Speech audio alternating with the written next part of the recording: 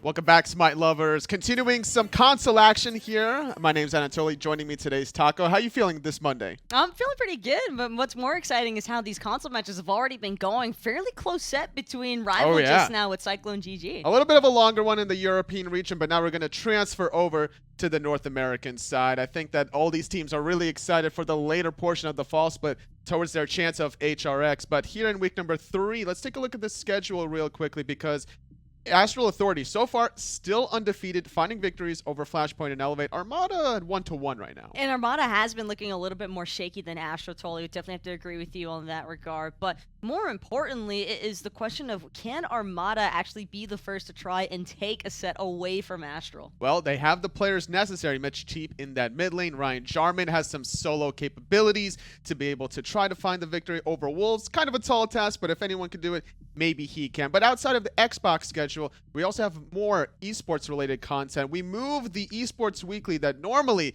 is on Mondays till Tuesdays. Xbox on the Mondays 11 a.m.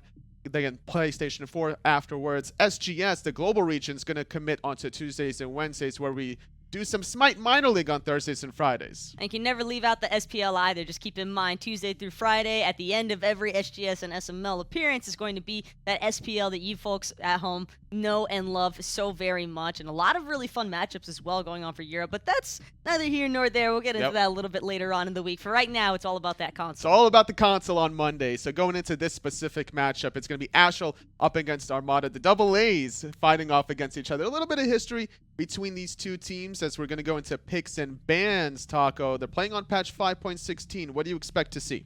No real surprises in terms of the priority picks, I think, that where you can imagine Athena, Chernobog, Freya, Najad, standard bans across the board from these two teams, although against Astral, I figure we can always reckon to see an Odin ban happening because no one likes to see wolves. Well, outside of the Odin, he also likes his Loki, so we could see that being played from time to time. I don't know. That's a little bit closer to the board. I think there's like still a little bit of gray area when it comes to Loki and competitive play, and that's just a little bit more of a risk-oriented direction. Well, you mentioned the Odin, and immediately Armada not wanting any part of that action, banning that one away. Athena and the Robin stripped away. Surprising little shot at Lunar from Armada's jungle. Curious if this is also just so Astral can try and take one of those designated priority picks in advance. With the Robin having been banned out, not only do you get a strip away an ideal selection for Armada's jungler, but you also have this Chernobog as your first pick option, and I highly doubt that many teams right now are going to look at Chernobog and just think, oh, yeah, no, you know, it might be okay for a first pick. Sure, it might. It's also could be flex, right? It's mid in the hunter role. Even seen in some jungle occasions in the SPL. Don't recommend that one, but at the end of the day, I'm pretty sure Cyprexa from Astral is going to be playing this one. Yeah, Sino's going to come haunt you later on tonight. All right, you're going to be hearing from him and his team. We'll see. For right now, Armada's choice of response to this Chernobog is going to be the Rama and the Erlang Shen. And Erlang feels like a pick that has really started to resurface again as of late. And I'm not sure if it's just the recent introduction of a couple of more itemized items for him in his kit, or if it's just the fact that they like the pressure you can provide. I do like the flexibility that Erlang brings to the table. Could be that surprise factor with some of the blink engagements, and some other changes recently is the Sun Wukong, so that's why we're seeing it so early for Astral Masters. Will getting that cooldown reduction from 12 seconds to 10 seconds, a little bit of extra damage on the cudgel, so we might see some Sun Wukong in the future. The big thing that I'm keeping in mind is that Astral seems to already have a decent amount of crowd control, but the same could be said for Armada. Kumbhakarna, Erlang, that's some pretty ideal setup between Epic Uppercut, Mesmerizing, even the Erlang Blink knockup like you just mentioned, totally. Sure. But you have the same interruption factors coming from Astral. So for Astral, I do feel as though they'll be more of the counter initiators in this first game between the two, but Armada certainly still need to be very mindful of when they choose to initiate in a lot of those jungle spaces. It's all about what jungle selections these teams go for. Naja can definitely start the pace whenever he wants to, but Astral's Layers can easily respond with a global pressure god if he wants to. Ratatasker's available, Thor is up and ready if he ever wants to bring that one back. Or there's Puch. That is one way to try and respond, because anytime you take somebody up into the wind, fire, and wheels, you have to expect to be landing right back down into that corpse explosion. A little bit easier for Astral to try and kind of counteract Armada from having that big setup factor. Okay, so where is the composition from Astral going? Outwash mid, Outwash solo lane? I kind of want to see Nox support, Bellona in the jungle, Wukong solo, and then outwash mid lane. It sounds a little feasible to go there. But who do you guys at home is going to win? Is it this Astral double mage composition between the Nox and Outwash, or Armada that has a lot of burst damage on their last pick, Zeus? That is so much damage between the Zeus, and I like this Zeus selection as well because of the fact that it really introduces that big boon of damage that they were kind of missing out on, at least during the earlier stages of this match. But jumping right into it, and it will be the Wukong in the jungle. I was so uncertain. I was like 50-50 between Wolves and Layers and who would take what, but...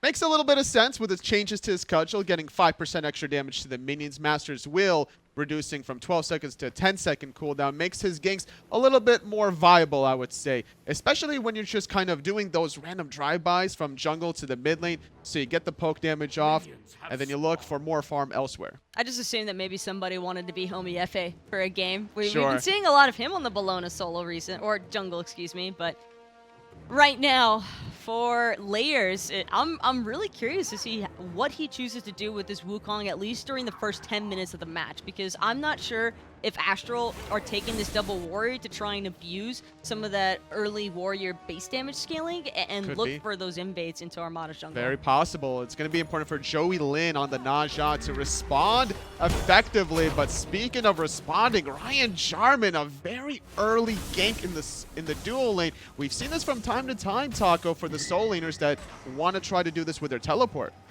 And Jarman, he's still going to make it back over to soul lane, no problem. Was just trying to use that Mink transformation to look for the Fatalis steroid effect and hope for an early kill onto Gryphon or Inbound. Speaking of which, Inbound now in a decent bit of trouble here, trying to help confirm his purple buff. Zirxy and Fatal Ghost, though, will be successful in their invasion, and in fact, Armada, they do get one benefit off of this fight. Gonna force the shell. Inbound already used a dash. Fatal Ghost needs to land a couple more basic attacks with Astral arrows, but if you commit there, you're not gonna have it for the wave. Really unfortunate for Astral losing their purple buff. Gryphon was just getting zoned away, unfortunately.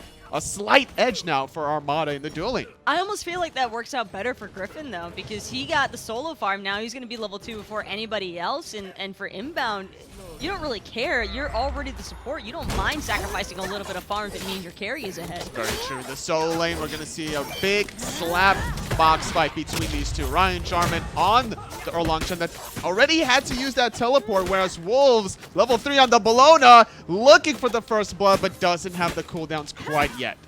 I'm curious if that's because Wolves has 2 points into that bludgeon and then 1 in the Scourge, or if it's just the spread. No, he did have the shield bash available, just probably still on cooldown from having initially aggressed into the wave. A very favorable matchup for the Bellona. Every time the Mink form comes out for that Fatalis effect, well, shield bash, absorb those basic attacks, reflect some of it even. Layers doing a good job keeping Joey Linn honest in his own backhand, stealing away the big Harpy. Kind of a smart play, though, from Astral, because they took the Wukong in their first 3 during the initial drafting stage, so Jarman probably just under the assumption that that would be a Wukong headed for the solo lane, because that's the most typical point to find him at. So for that Bellona pick to come through so late in the draft, Astral just had a nice advantage there with the counter pick option, which is hardly ever available normally to the first pick side. The last time we saw Sun Wukong jungle consistently, it was, what, Season 3 maybe, when it was Robin and Sun Wukong consistently just dominating that side? Don't remind me, totally. I'm a Hunter main, okay? Those are some dark times. Fair enough, fair enough. We'll try to go on to a different topic. But in the dueling, still, I'd say Fatal Ghost has transitioned fairly well on this Rom that's trying to get the lane pressure alongside the Kumbhakarna. And that's important to do when you're against a magical support, when you need to find ways to shut them down early. I don't expect this to be a very aggressive duo lane from Astral's side of things. The way that Inbound and Gryphon should be playing this lane is just looking purely for the farm and lane clear. You don't need to worry about pushing up and over-aggressing into their jungle. Armada probably going to have the advantage in terms of rotation. Layers not able to really make it happen, but the Eagles rally, keeping Jarman in place. Slow from the Master's Will. A couple more basic attacks, and the bludgeon not enough to seal the deal. First blood narrowly avoided. Still a little bit of clenching happening there for Jarman, Oh, yeah. I'm certain of.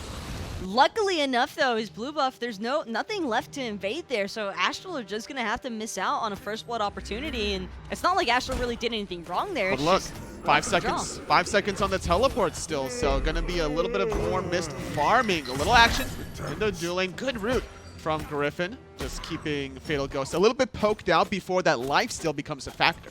I think Gryphon also just wants to try and keep Zirxy at a ranged effect. He doesn't want to ever allow this Kumba to come into melee distance of him. That's when the root can start to come into play, as well as the Mesmerize, and Fatal Ghost could look for some decent bonus damage procs off the Astral arrows, and it just makes things a little bit more annoying for Astral there. Well, it's only going to get more annoying once this Kumbhakarna hits level 5 to get that epic uppercut. How do you really contain the Kumbhakarna if you're inbound?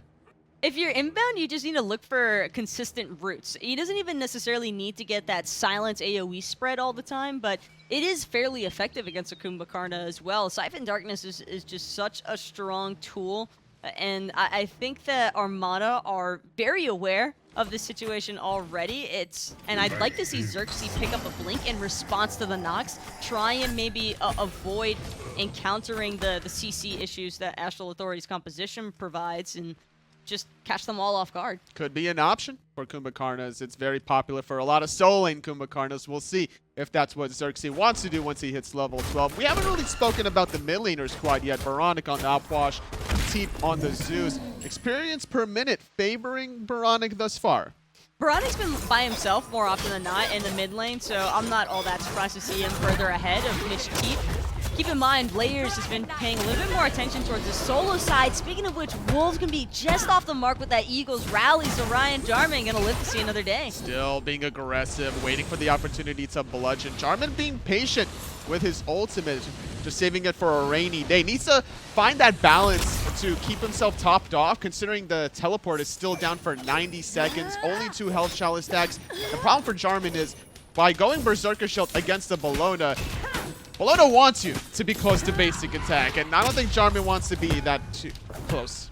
Jarman wants to keep a lot of space. Speaking of which, Joey Linn probably wishing he had a lot of space right now. Going to be off the mark with that Windfire and Wheels, but no worries, Oboronic, because you got Gryphon here to back you up. Crystallized Curses as well, not going to connect, but inbound just in case. Takes down Joey Linn with that Nox ultimate. Short shot, sealing the deal. First blood goes to the Nox support. Going to try to probably finish off an aura item if he really wants to. Wolves still trying to be that lane bully as he has a 2-level advantage. Layers from the side. Just going to clear the wave. Not really looking for committing under the tower. Not without the Eagles rally. Need a little bit more precision from Astral and Armada, arguably. But Jarman probably happy that that 72 transformation is going to be off the mark. The knockup can be effective in terms of getting that bludgeon damage guaranteed onto the target. Absolutely. Still getting bullied out, and the timing is getting closer and closer where Jarman's teleport is back, and already he just needs to survive this next incoming wave. And considering Joey Linn right around the corner, now it's Jarman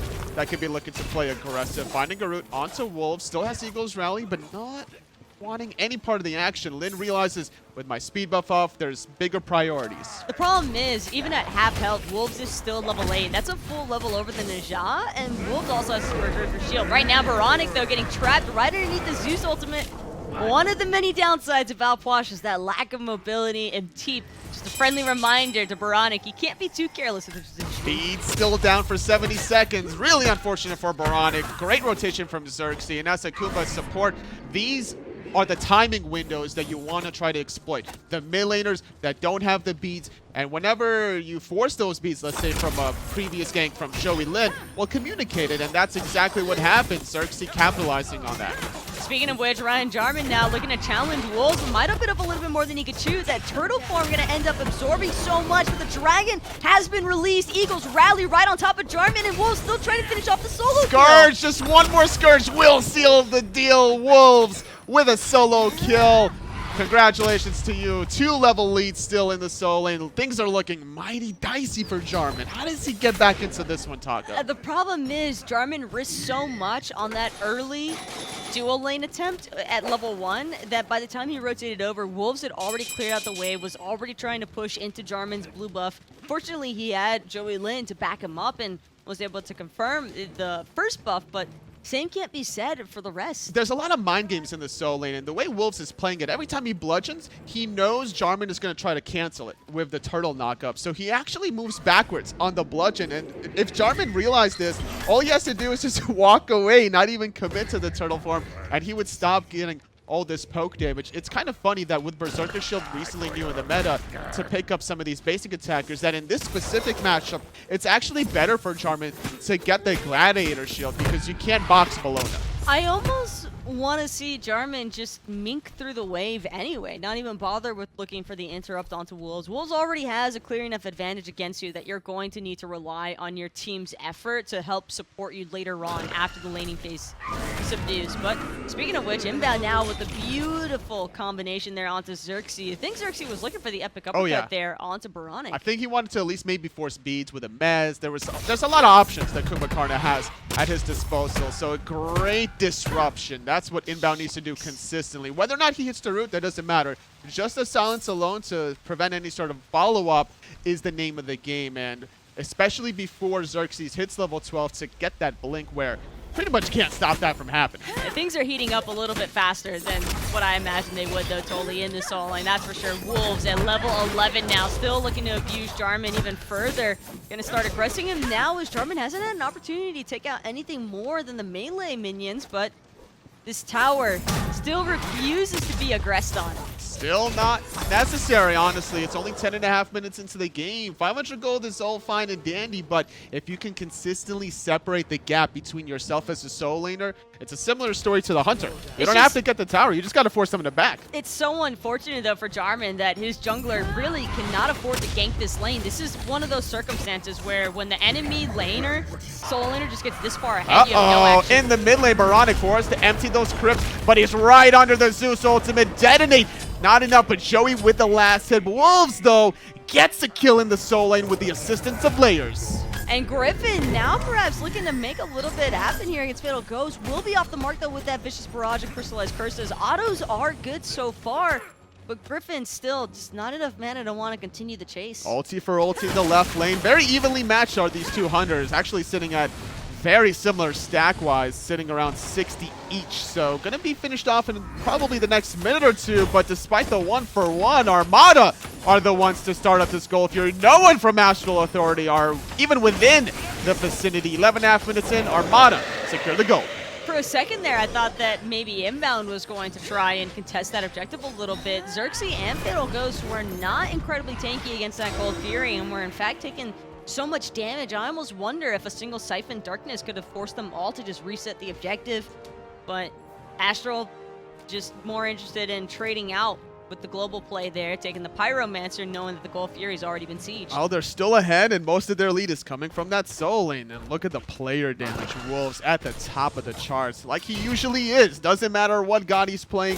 It doesn't matter what god you ban away from him. He'll find a way to win the matchup. And it's kind of funny, too, because Astral Authority were their first pick. And normally, when you have a counter matchup, it's the Chaos side that has the winning matchup in the solo lane. Well, that's the thing. It was just really smart drafting by Astral. I think they really just threw Armada and Jarman for a loop there because it felt like a very confident Erlang selection up until the Bellona comes out. And then that's probably the moment where Jarman realizes we've been played.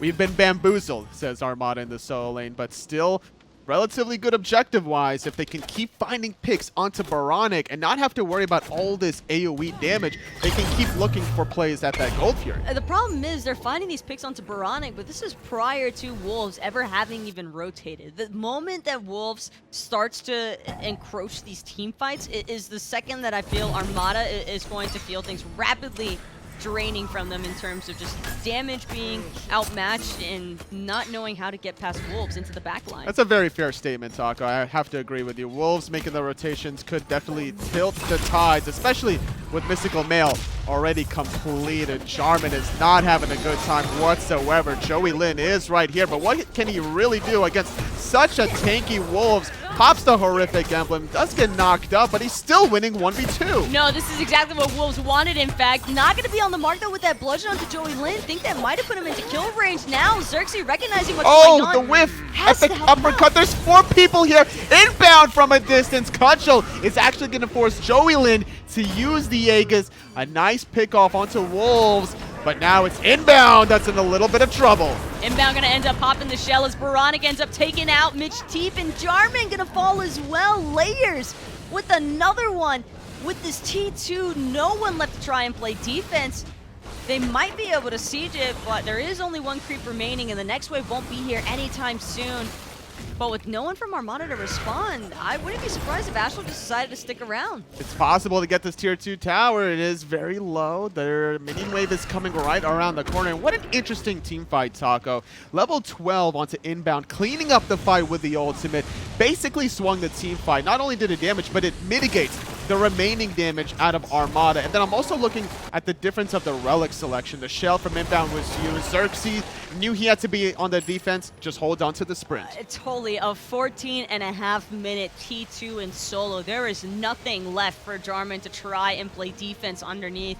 So Armada are just fully exposed from their solo side of the map. And Astral now, Wolves can be free to rotate wherever his heart desires.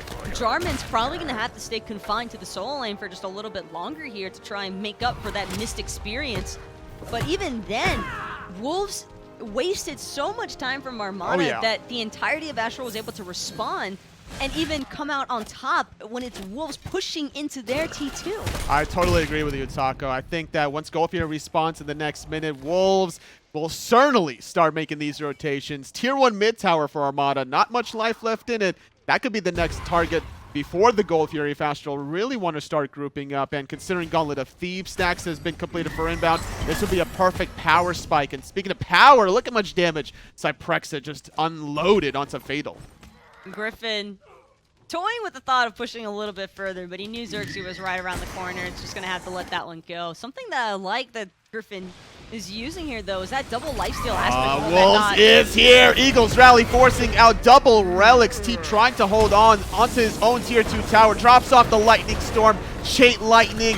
Linn off the mark. Astral Barrage really bringing in the pain. Joey Linn gets traded out, but after taking out Wolves. Might have been up a little bit more than he could chew there, and Wolves will end up taking a spell for the next 40 seconds. Gryphon, however, all by himself in the mid lane, will manage to get away thanks to the Into Darkness. 1-for-1 at the end of the day. Gold Fury coming up in 15 seconds. No teleport for Wolves, and Armada are actually positioning themselves around it. And with Zeus still up, MitchTeep with red buff brought up Tahuti Obsidian Shard. This is a good little corridor to fight if your name is Teep. Keep in mind, though, Teep doesn't have that ultimate any longer, so the Lightning Storm's not going to be as effective here to dissuade Astral, and Astral just looking to go right on in there. Zirxy already getting blown up. Jarman very low as well. He's going to get stunned down. I think Armada bit off more than they could chew, and it's Astral that are due to get their first goal fear of the game.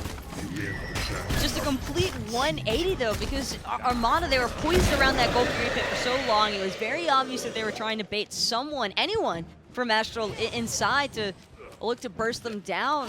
I just think that they expended so much trying to bring down Wolves. They might have overestimated whether or not Astral would fully decide to challenge them. It definitely feels that way. And with that Gold Fury, 6,500 gold in the lead. Astral Authority really bringing in the pain after that tier 1 tower. Now over 7,000 gold. And I think it's only going to get scarier, Taco. This is the first team fight that we actually saw Wolves participate in.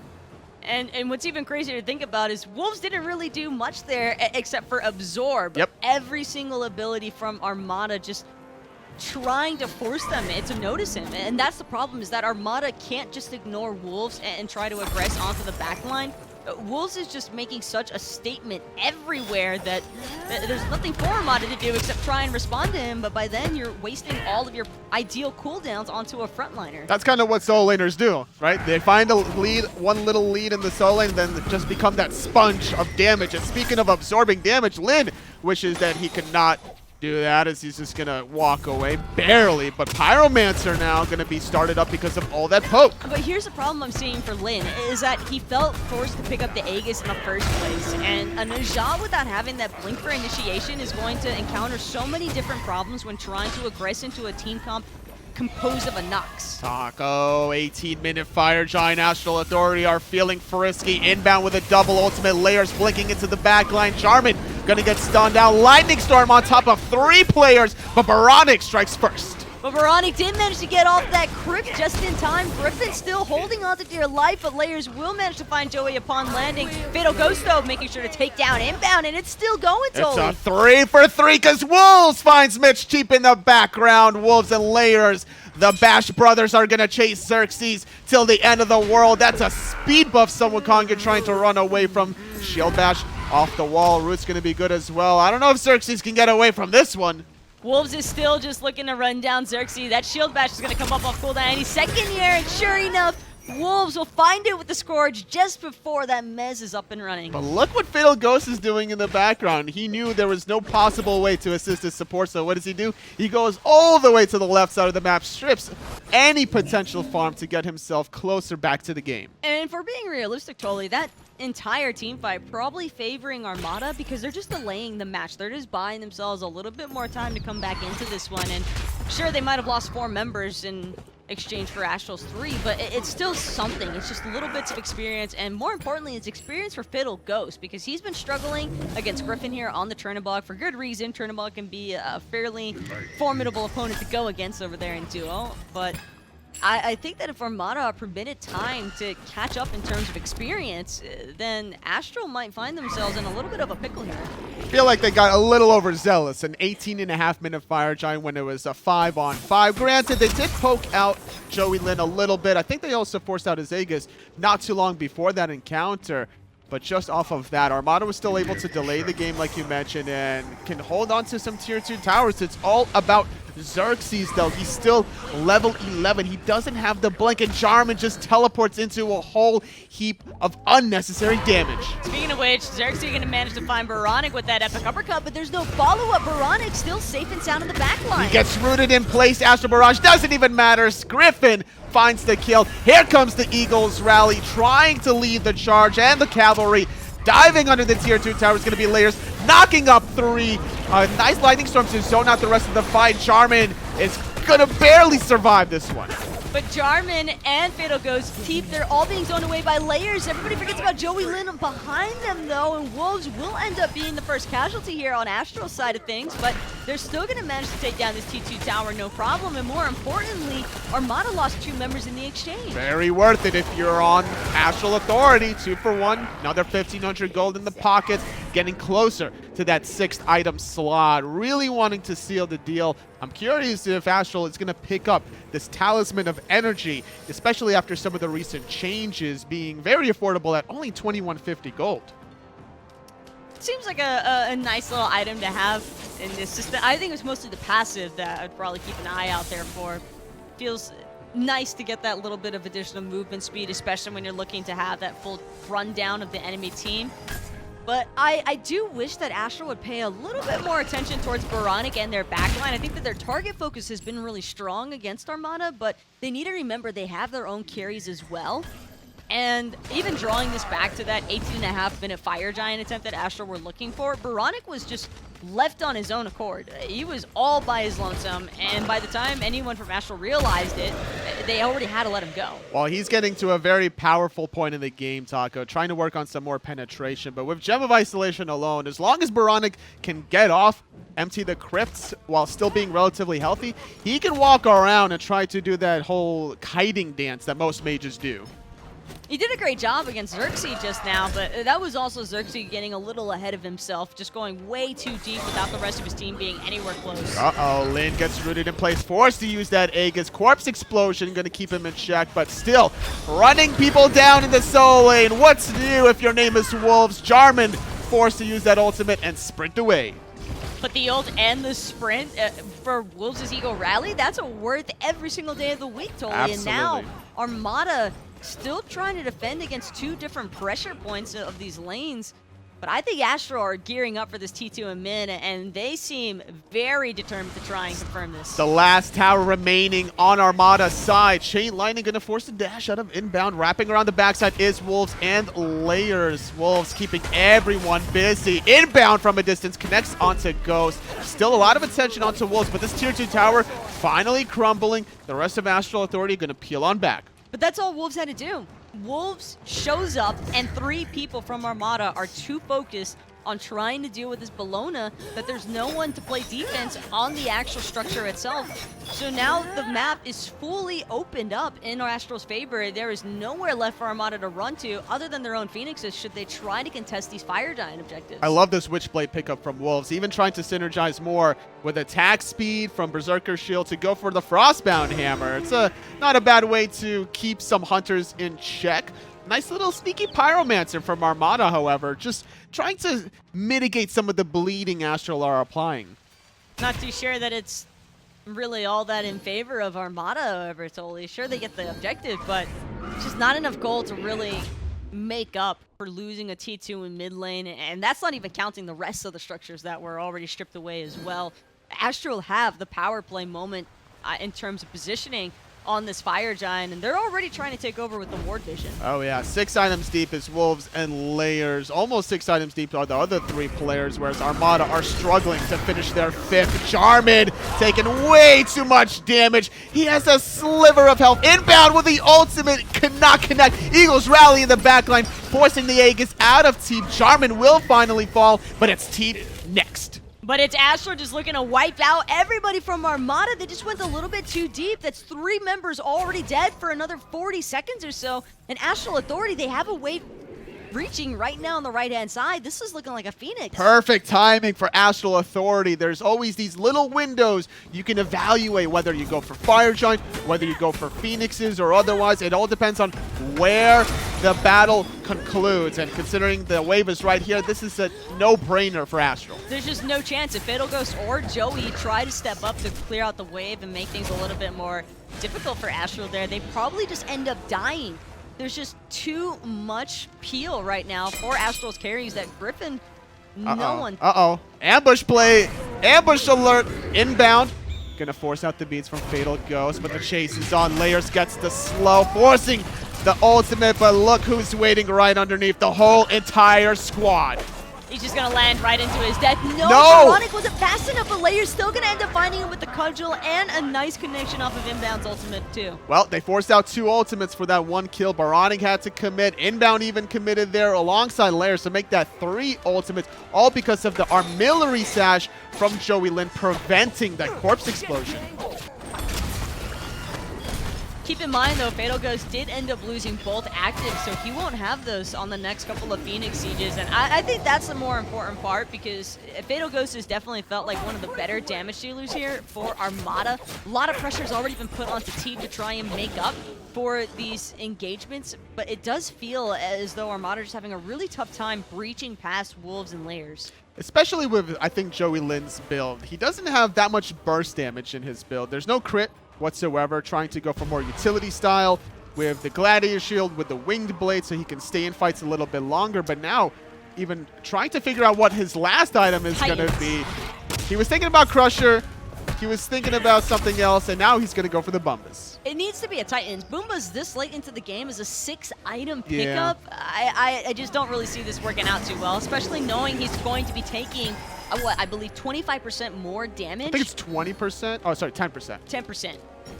But yeah, 10% more damage added. The mobility is all fine and dandy, but you're still going to get heavily slowed from the Gem of Isolation out of Oboronic, where Wingblade comes into play, I guess, sure. But if your basic attacks are not really critting anyway, then how do you expect to take out Oboronic? How do you expect to take out Gryphon? These hyper late game carry gods that need to be dealt with sooner rather than later. It just feels like Armada are putting all of their eggs into one basket, and that basket is MitchTeep. But the problem is, does Teep really have the damage to successfully bring down the entirety of Astral Authority? And quite frankly, Tolly, I just don't think he's there yet. Well, Phoenix Siege attempt number 1 on the left is about to commence. Wolves splitting the differences between middle and left, keeping somebody honest in the mid lane, as also Layers keeping Joey preoccupied. A couple of fire minions trickle down the Titan room, separates Armada long enough for Astral to now commit.